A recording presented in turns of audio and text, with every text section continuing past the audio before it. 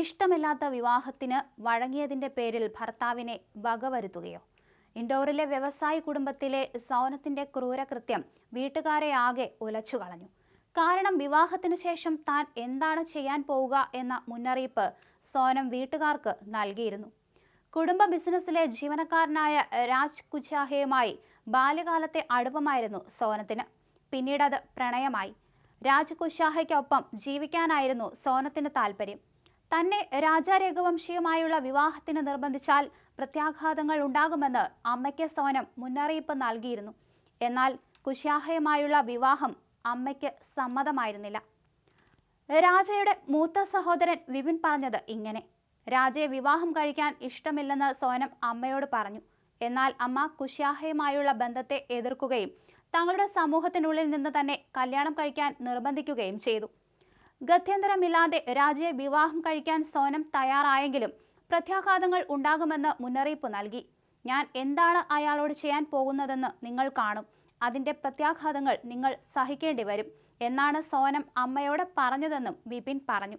എന്നാൽ സോനം ഭർത്താവിനെ കൊലപ്പെടുത്തുന്ന രീതിയിൽ കടും കൈ കാട്ടുമെന്ന് ആരും പ്രതീക്ഷിച്ചിരുന്നില്ല. സോനത്തിന്റെ കുടുംബത്തിന്റെ ഉടമസ്ഥതയിലുള്ള ഫർണിച്ചർ യൂണിറ്റിൽ അക്കൗണ്ടന്റായി ജോലി ചെയ്തിരുന്നയാളാണ് രാജ് കുശാഹ.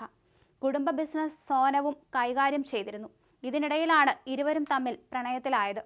രാജാ രഘുവംശിയുടെ കൊലപാതകത്തിൽ 4 പ്രതികളും കുറ്റം സമ്മതിച്ചതായി ഇൻഡോർ ക്രൈംബ്രാഞ്ച് അറിയിച്ചു.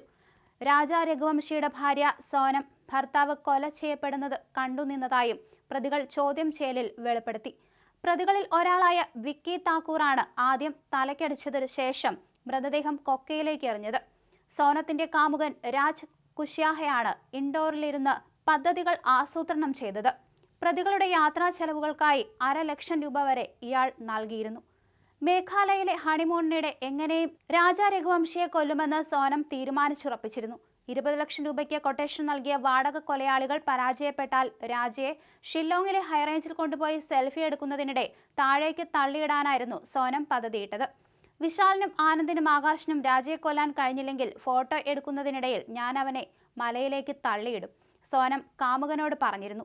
വിവാഹം കഴിഞ്ഞ് 4 ദിവസത്തിന് ശേഷം മെയ് 15-ന് ഇൻഡോറിലെ അമ്മ വീട്ടിലേക്ക് മടങ്ങിയതിന് തൊട്ടു പിന്നാലെയാണ് സോനം കൊലപാതക പദ്ധതി തയ്യാറാക്കിയത്.